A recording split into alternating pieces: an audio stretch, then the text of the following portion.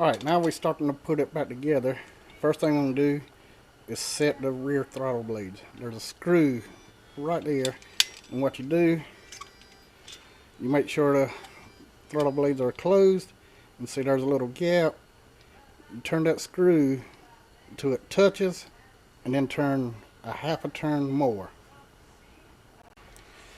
Okay, see now with that set, it keeps them from binding shut.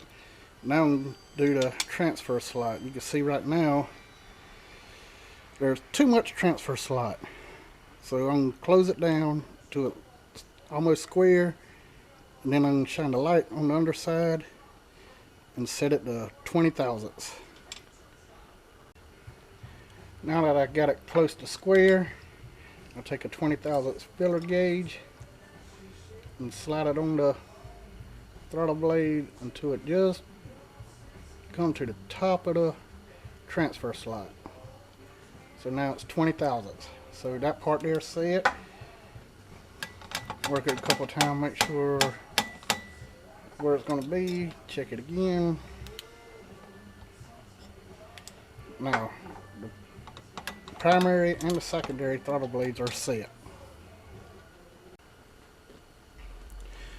On this one, I'm going to use the AED kit for the 4150. I got the AED kit, and I kind of like using these. Just like earlier, I said I saved the gasket to match it up. So, put it up there and you match it up. That's a match, and then you put it on the body itself and make sure everything matches on the body. Then I slide it on the pins on the throttle plate. Check, make sure everything lines up. Then run all the screws down until they snug. Just till they touch.